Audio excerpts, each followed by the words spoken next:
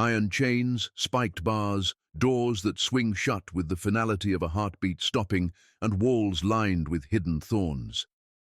In the autumn of 1852, the city of Baltimore, Maryland, was gripped by a chilling realization. 5 powerful men had perished within the very iron structures they had commissioned for the torment of others. Each man had been transformed into his own personal prisoner, trapped inside a meticulously crafted death chamber forged by the hands of a 42-year-old enslaved blacksmith named Amos Walker. Cornelius Blackwood had hired Amos to create the most inescapable cells in the South. Overseer Douglas Whitmore had requested mobile transport cages that no captive could ever breach. Dr. Edmund Garrett had ordered a surgical table designed to hold a human body in total immobility. Slave trader Silas Crawford had demanded shackles with locks of impossible complexity, and bounty hunter Luther Stone had requisitioned iron tooth traps to catch human beings like wild animals. All 5 men placed absolute trust in Amos's legendary skill, never suspecting that the man who bowed and smiled while accepting their gold was secretly weaving their shrouds out of iron.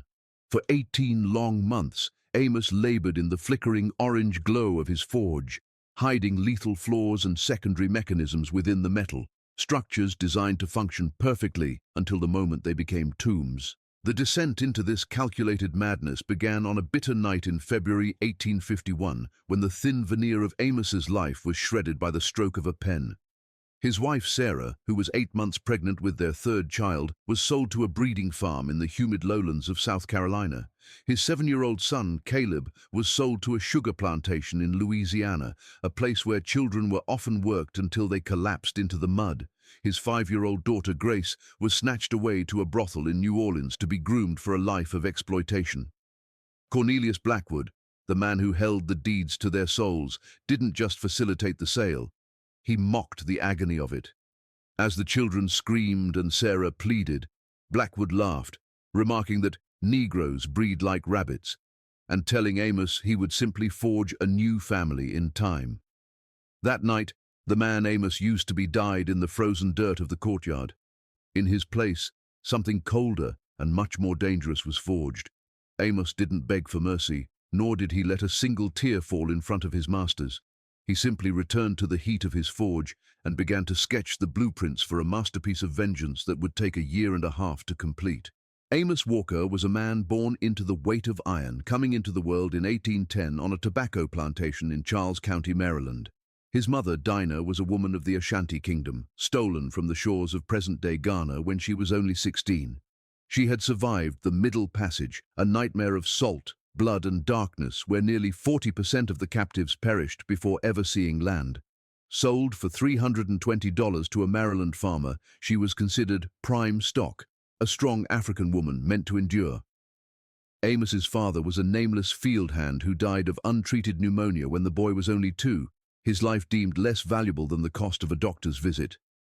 By the age of 6, Amos's small hands were already calloused from stripping tobacco leaves under a sun that offered no mercy.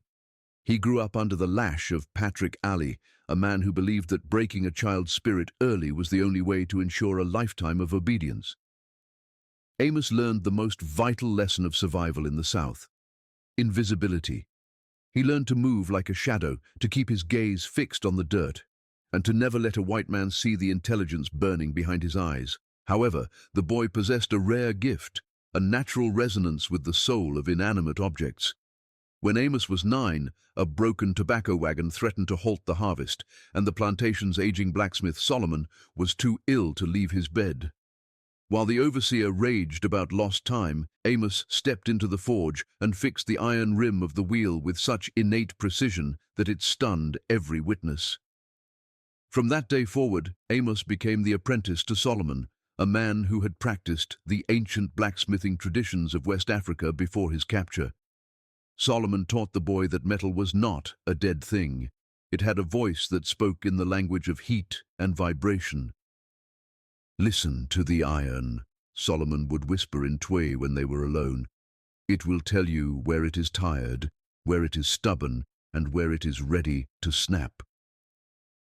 By 15, Amos was a master of the craft, able to fashion tools and hinges that were stronger and more elegant than anything produced by free craftsmen. When his original owner died and Amos was sold to Cornelius Blackwood for the staggering price of $850, he was already considered the finest blacksmith in the region. Life in Baltimore was a jarring contrast to the rural fields of his youth. The city was a hub of commerce and human trafficking, a place where the salt air of the harbor mixed with the stench of slave pens. Blackwood's compound in Fells Point was a factory of misery, featuring a grand townhouse and a separate trading building where human beings were processed like cargo. Amos was kept in a cramped shed behind the forge, tasked with maintaining the very bars and shackles that held his brothers and sisters. Despite the chains, Amos found a reason to endure when he met Sarah in 1833. She was a house slave for a nearby widow, a woman with a voice like a silver bell and eyes that seemed to see right through Amos's defensive armor. They met at the African Methodist Episcopal Church, one of the few places where the enslaved could reclaim their humanity for an hour on Sundays. Sarah told him that he carried the weight of the world in his shoulders, and for the first time, Amos felt understood. They entered a broomstick marriage in 1835, a union the law refused to recognize but their hearts held sacred, promising to stay together until death or distance tore them apart. For 11 years they lived in the narrow margins of happiness that slavery allowed. Their son Caleb was born in 1838, followed by Grace in 1841. Amos spent his Sundays teaching Caleb the secrets of the forge, showing him how to judge the temper of steel by its color, while Sarah sang old songs to Grace, songs with hidden maps and coded messages about a land where no one wore a collar. But Baltimore in the 1840s was a city of constant tension.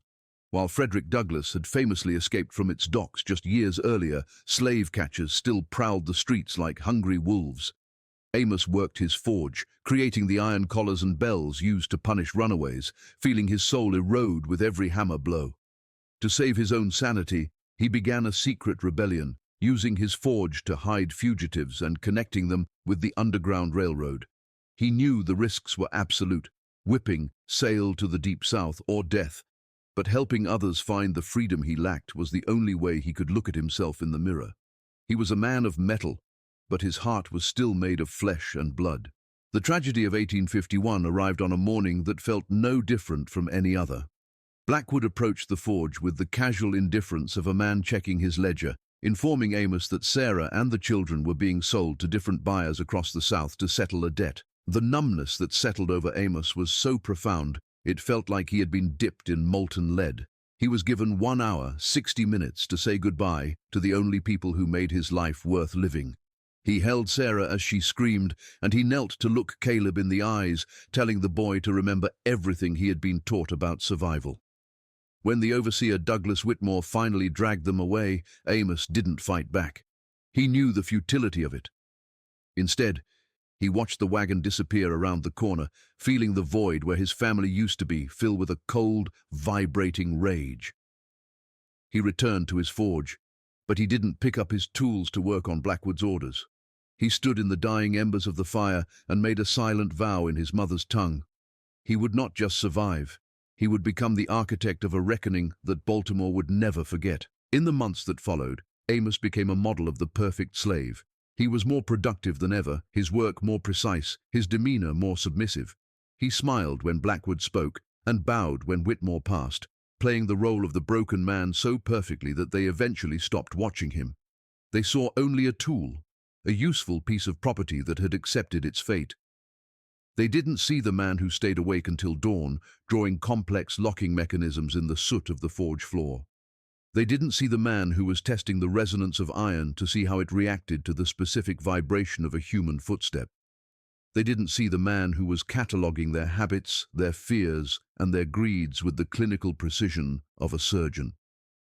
Amos began to treat the iron as his conspirator, whispering his secrets to the metal as he hammered. Every chain he forged for Silas Crawford, every trap he made for Luther Stone, and every restraint he built for Dr. Garrett was a promise kept. The 5 ravens were circling, and Amos Walker was the one who had invited them to the feast. Amos Walker moved through the Blackwood compound like a ghost inhabiting the machine of his own captivity. To the world, he was merely a broken tool, a blacksmith who had finally been tamed by the loss of his family. He maintained a mask of hollow-eyed obedience, bowing his head lower and speaking only when spoken to. playing the role of the defeated servant with the calculated precision of an actor.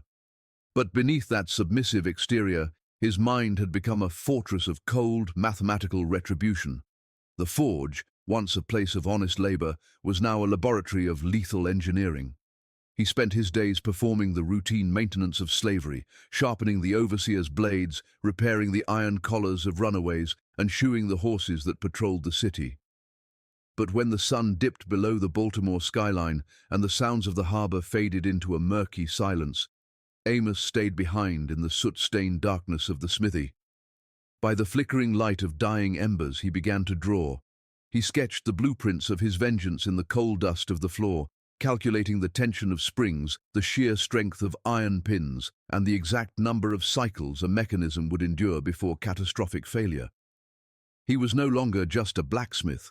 He was the architect of a silent war, forging the very instruments that would turn his oppressors' arrogance into their own iron-clad tombs. Cornelius Blackwood was the first to provide Amos with the opportunity to manifest his blueprints into physical reality. In the spring of 1851, fueled by the rising profits of the domestic slave trade, Blackwood decided to expand his holding facility in the Fells Point warehouse. He summoned Amos to the townhouse, gesturing toward a series of rough drawings for a new confinement wing that would house up to 50 captives at a time. He demanded cells that were not merely secure, but psychologically crushing. Narrow iron boxes with bars so thick they blocked the light and locks so complex they defied even the hope of escape. Blackwood promised Amos a meager bonus for the work, never realizing he was handing a condemned man the keys to his own gallows. Amos accepted the commission with a practiced bow, promising his master the finest craftsmanship the South had ever seen. He spent the next 3 months hand-forging every bar and hinge, imbuing the metal with a secret secondary purpose. To the casual eye, the bars were impenetrable monuments to Blackwood's power, but Amos knew exactly where he had introduced microscopic fissures. He understood that by layering the iron with high-carbon steel in specific patterns, he could create a structure that looked solid, but would resonate with a brittle fragility under the right conditions, turning the very walls of the cells into a ticking clock.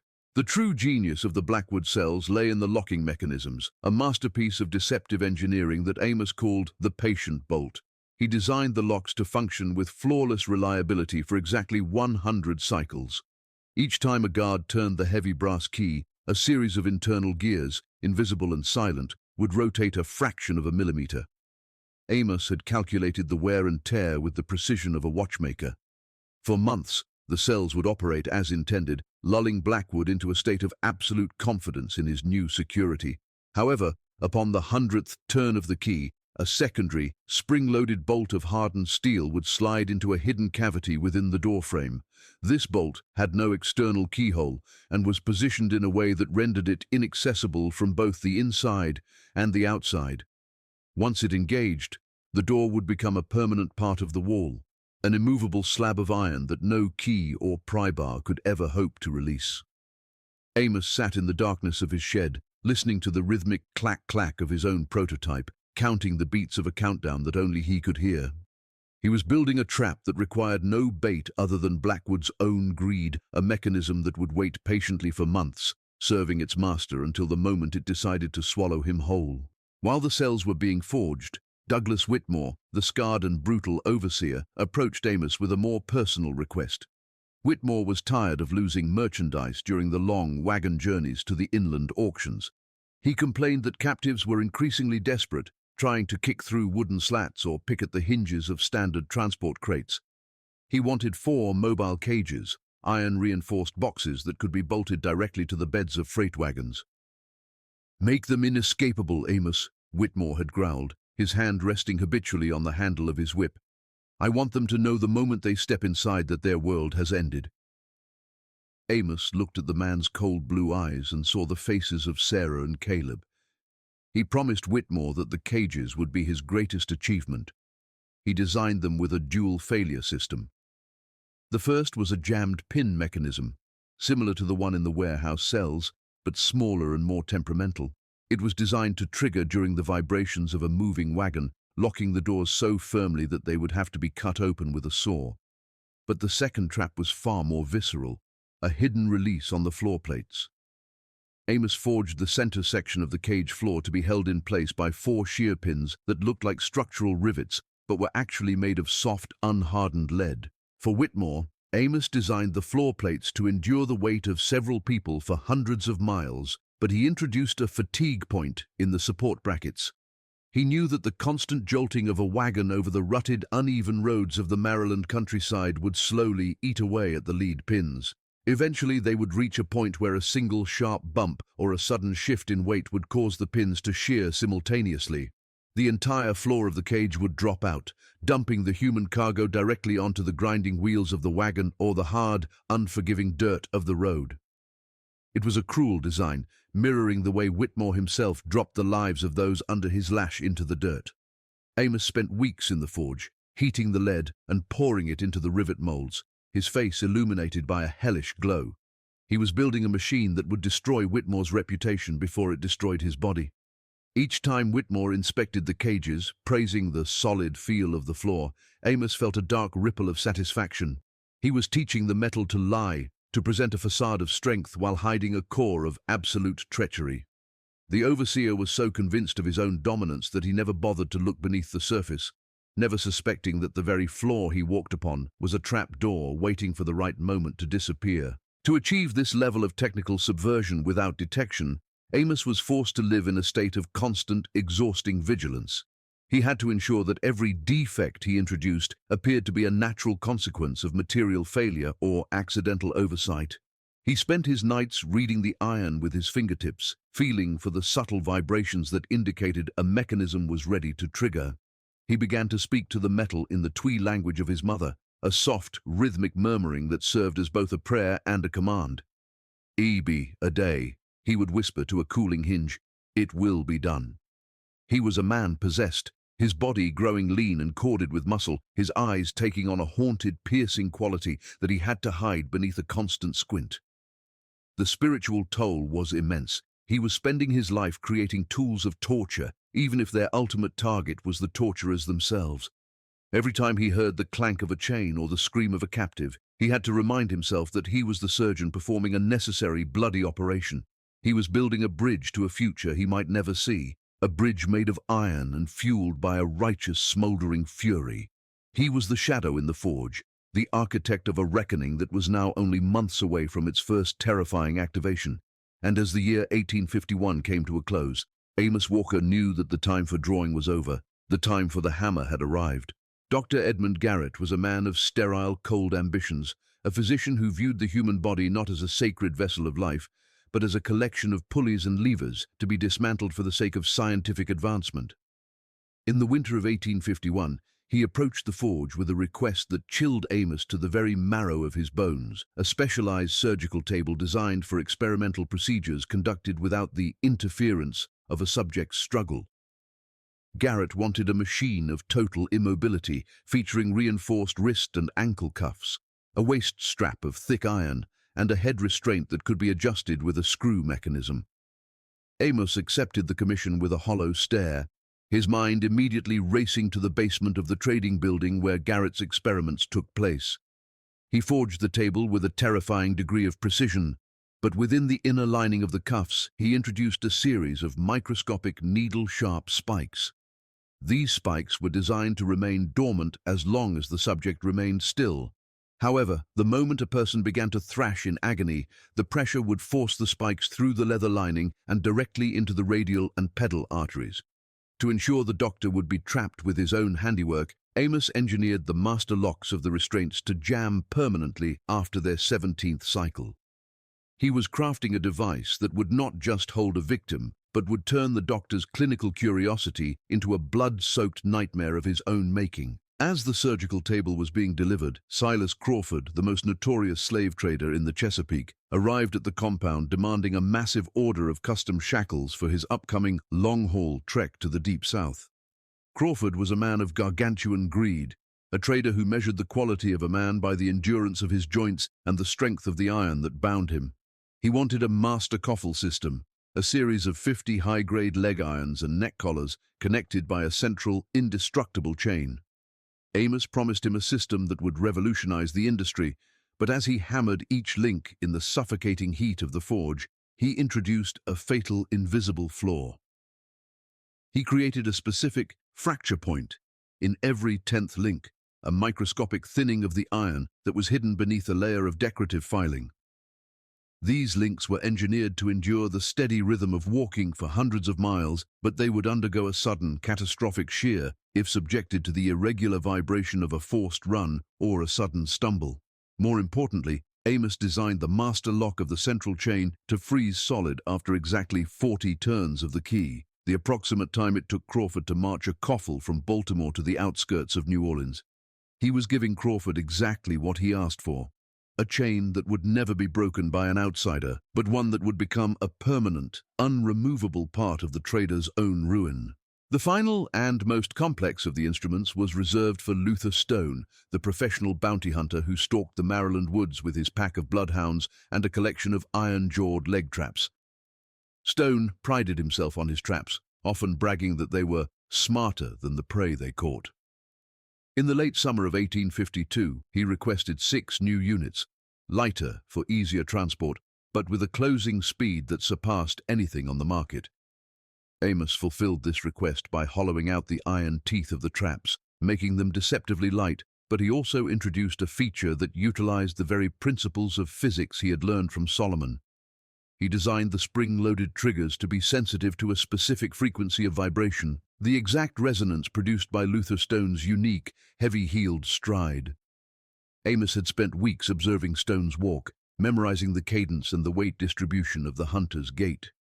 He tuned the iron springs of the traps to respond only to that specific rhythm. It was a masterpiece of acoustic engineering. The traps would remain dormant for any fugitive or animal, but they would snap shut with bone-crushing force the moment Stone himself walked past them, triggered by the resonance of his own arrogant footsteps. Amos was no longer just a blacksmith. He was a choreographer of fate, turning the environment itself into a weapon that recognized the signature of its master's sins. To keep these overlapping projects secret, Amos was forced into a state of psychological exhaustion that nearly broke him. He was a man living in 3 different worlds: the submissive, silent slave the masters saw, the brilliant, meticulous engineer the metal knew, and the grieving, vengeful father Sarah would have recognized. He began to experience a strange sensory synesthesia, where the sound of the hammer hitting the anvil felt like the heartbeat of his enemies, and the smell of sulfur and coal became indistinguishable from the scent of justice. He would often find himself standing over a finished piece of work, whispering the names of his children into the cooling iron, as if his words could be trapped within the molecular structure of the metal. He knew that if even one of these men discovered the hidden lethal flaws before the activation dates, his life would end in a public, gruesome display. Yet he moved with a terrifying calmness, a man who had already accepted his death and was now simply negotiating the terms of his legacy. Every night, as he lay on his thin mat in the quarters, he would trace the patterns of the traps in the air with his calloused fingers, a silent prayer to the ancestors and the metal. He was ready.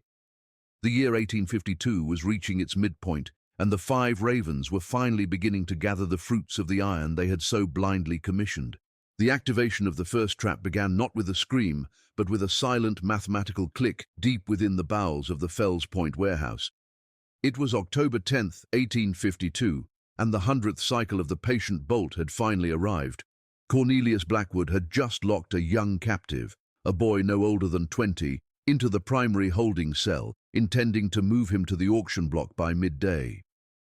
When the guards attempted to open the door 2 hours later, the brass key turned with sickening ease, but the iron slab remained as immovable as the foundation of the building itself. The secondary hidden bolt had engaged, sliding into its seamless cavity and severing the cell's connection to the outside world. Amos was summoned to the scene, where he found Blackwood purple with rage, striking the bars with his mahogany cane. Amos knelt before the door, feigning a look of confused concern, his fingers tracing the metal he had taught to lie.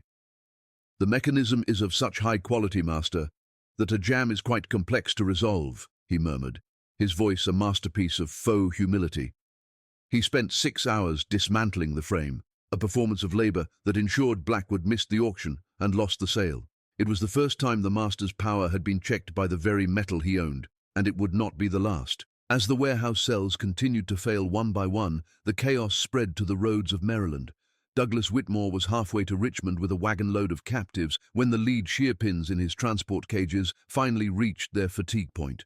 A single sharp jolt on a rutted turn caused the floor of the lead cage to drop out entirely, dumping 3 men into the path of the grinding wagon wheels. The disaster was total. The merchandise was damaged beyond repair, and the resulting investigation by the local constabulary turned into a public embarrassment for the Blackwood operation. When Whitmore returned to Baltimore, his face a mask of scarred fury, he descended upon the forge and delivered 20 lashes to Amos's back, accusing him of using brittle, inferior iron. Amos took the whip in a silence so profound it seemed to unnerve the overseer. With every strike that shredded his skin, Amos simply counted the beats, knowing that Whitmore's reputation was already bleeding out in the dirt of the Richmond road. He was a man made of tempered steel now, and the lashes of a failing man could no longer reach the core of his resolve. He returned to his fire that night, the scent of his own blood mixing with the coal smoke, and whispered to the anvil that the time for the ravens to fall was almost at hand. The most horrific activation occurred in the sterile, shadowed basement of Dr. Edmund Garrett. On the night of October 17th, the doctor had strapped a young woman to his specialized table, his clinical voice droning on to his apprentice about the anatomical mysteries he intended to uncover without the nuisance of anesthesia. As the girl began to struggle against the terrifying reality of the knife, her movements triggered the hidden, needle-sharp spikes Amos had buried within the cuffs. They punctured her radial arteries with surgical precision. When Garrett noticed the blood pooling on the floor and attempted to release the restraints, the master locks, having reached their 17th cycle, jammed with a final metallic thud. The doctor became a panicked spectator to his own cruelty, unable to unlock the machine he had helped design. By the time they cut her free with heavy shears, the room was a slaughterhouse, and the girl was gone. Garrett, shaken to his very soul by a death he could not control or quantify, abandoned his experimental practice entirely. He could no longer look at a surgical instrument without seeing the betrayal of the metal. Amos had successfully neutralized the doctor, turning his sanctuary of science into a haunted chamber of iron-clad regret. While Garrett retreated into silence, Silas Crawford and Luther Stone were meeting their own designed destinies in the field. Deep in the Virginia wilderness, Crawford's master coffle underwent a catastrophic failure when the 40th turn of the key froze the central chain lock, permanently binding 50 people together in a tangled, unmovable line. The trader was forced to hire an expensive locksmith and lost days of profit as his captives languished in the heat, their market value plummeting with every hour of delay. Simultaneously, Luther Stone was stalking a family of fugitives through the Baltimore woods when he stepped within the resonance range of his own traps. The iron jaws, tuned to the specific vibration of his heavy gait, snapped shut all around him like hungry predators. One trap caught his boot, the hollow teeth snapping off and leaving him limping and terrified in the dark, convinced the very ground was alive and hostile. He abandoned the hunt, his hounds whimpering at his heels, his confidence in his equipment shattered. All 5 men had now been touched by the blacksmith's shadow, their tools of oppression having turned into instruments of their own undoing. The infrastructure of their power was crumbling, and the man who had built it was finally ready to move for the head of the serpent. On the night of November 12, 1852, Amos Walker stepped out of the forge for the last time. He knew that Blackwood's wife and daughters were in Annapolis, leaving the master alone in the grand townhouse with only an elderly, deaf cook for company. Amos moved through the house with the silence of a man who had spent a lifetime learning to be invisible. He reached the 3rd-floor study, where Cornelius Blackwood sat slumped in a leather chair, a half-finished glass of bourbon resting on a desk covered in sale documents. When Blackwood's eyes fluttered open to find his property standing over him, he didn't see a slave. He saw a reckoning. Amos didn't scream or rage. He spoke with the terrifying calm of a man who had already seen the end of the world. "You told me I would make another family, master," Amos whispered, his voice like the grinding of tectonic plates. He dragged the stunned, injured man toward the massive iron safe in the corner, the one Amos had forged 3 years prior. With a strength born of a year of accumulated grief, he forced Blackwood into the soundproof, airtight box. As he spun the dial, the hidden bolts engaged, locking the master inside a tomb made of his own blood money. Amos then gathered every ledger, every deed, and every record of human sale in the room and fed them to the fireplace, watching the paper that defined his children's bondage turn into beautiful, liberating ash. As the first tendrils of a cold November dawn began to creep over the Baltimore harbor, Amos Walker was already a ghost. Behind him, the Blackwood compound sat in a state of eerie, suspended animation. In the third-floor study, Cornelius Blackwood remained entombed in his own iron safe, the soundproof walls muffling the frantic, rhythmic pounding of a man who had spent his life selling the freedom of others. The elderly cook, Martha, awoke to a house that felt unnervingly light, as if the very soul of the structure had been hollowed out. It took 3 days for the silence to be broken. When Blackwood's wife returned from Annapolis to find the rear doors standing wide and the study scorched by the remains of a fireplace fire, the authorities were summoned. It took 2 professional locksmiths and a team of men with heavy iron cutters 4 hours to breach the safe that Amos had built. When the door finally groaned open, they found Blackwood slumped in the darkness, his hands bloodied from clawing at the impenetrable seams of his own wealth. He had suffocated in a vault of his own making, surrounded by the gold that could no longer buy him a single breath of air. The perfect slave was gone, and in his wake he had left a city gripped by a realization that was as terrifying as it was silent. The tools of their power had been turned into the instruments of their execution. The investigation that followed was a frantic, disorganized attempt to reclaim a sense of control that had already evaporated. Luther Stone, still limping from the iron-jawed trap that had betrayed him in the woods, was tasked with tracking the blacksmith, but the trail was as cold as the iron in the forge. Amos had moved through the city with the calculated fluidity of a shadow, aided by a wall of silence erected by Baltimore's black community. From the dockworkers in Fells Point to the deacons of the AME church, no one had seen a man matching Amos's description. The wall of silence was absolute. The very people the law considered invisible had become the protectors of the man who had struck back. The authorities questioned Douglas Whitmore, who could only offer accounts of Amos's unfailing obedience, and Dr. Garrett, who was too haunted by the memory of his own blood-stained surgical table to offer anything but stuttered denials.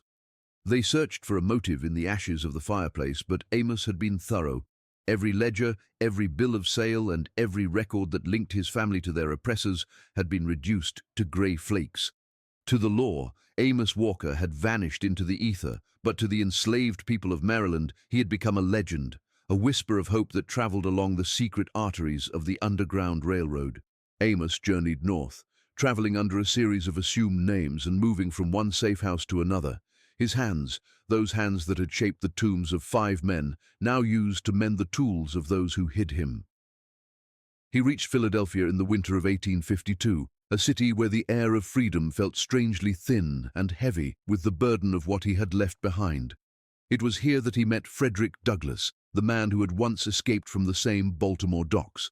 Douglass saw in Amos a reflection of the systemic rot they were both fighting, but Amos refused to let his story be published. He was not interested in becoming a symbol.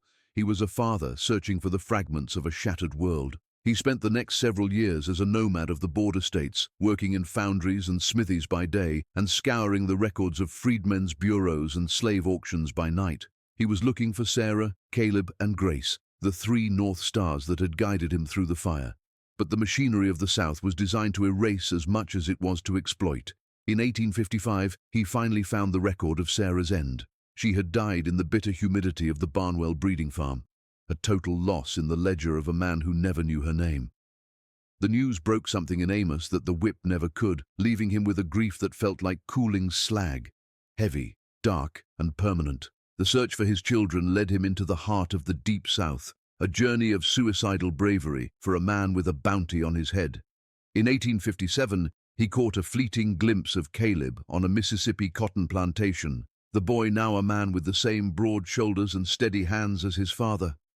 Amos watched from the tree line for 3 days, his heart a war zone of desire and restraint. He wanted to scream his son's name, to run into the field and tear the sun from the sky, but he knew that any contact would bring the weight of the state down upon both of them. He was a ghost, watching a ghost. Before he could enact a plan for Caleb's escape, the boy vanished on his own, fleeing into the swamps during a thunderstorm. Amos never found him again, nor did he ever find a trace of Grace, who had been swallowed by the dark industry of the New Orleans brothels. By 1860, Amos Walker was a man who had fulfilled his vengeance but lost his world. He was 50 years old, his hair turned the color of ash, his body a map of scars and muscle, standing on the precipice of a national conflagration that promised to finish the work he had started in the Baltimore Forge. When the Civil War finally ignited, Amos didn't hesitate. He saw the conflict not as a political struggle, but as a divine bellows that would finally melt the chains of the entire continent. He enlisted in the 54th Massachusetts Infantry in 1862, lying about his age and his past to carry a rifle for the Union. He traded his hammer for a bayonet, finding a grim symmetry in the fact that he was now fighting the system in the open sunlight rather than the shadows of a smithy. He was there during the assault on Fort Wagner, standing in the surf as the iron shells of the Confederacy rained down upon them. To the other soldiers, he was a silent, reliable veteran who never missed a shot and never complained of the cold. They didn't know that every time he pulled the trigger, he was speaking the names of Sarah, Caleb, and Grace. He survived the war, standing at Appomattox as the legal structure of slavery finally collapsed into the mud of Virginia. He had lived to see the end of the world he was born into, a man who had helped dismantle the infrastructure of oppression with both a blacksmith's cunning and a soldier's steel. Amos Walker spent his final years in Philadelphia, living in a small room above a blacksmith shop where he taught the neighborhood children how to listen to the metal. He died in 1878, a quiet man who took the full secrets of the Baltimore death traps to his grave. It was only decades later, when historians began to examine the failed engineering of the mid-19th century, that the truth began to surface in fragments. The Baltimore Museum of History still holds a door from the Blackwood warehouse, its patient bolt, still engaged, labeled as a curiosity of poor craftsmanship. They don't see the genius in the jam.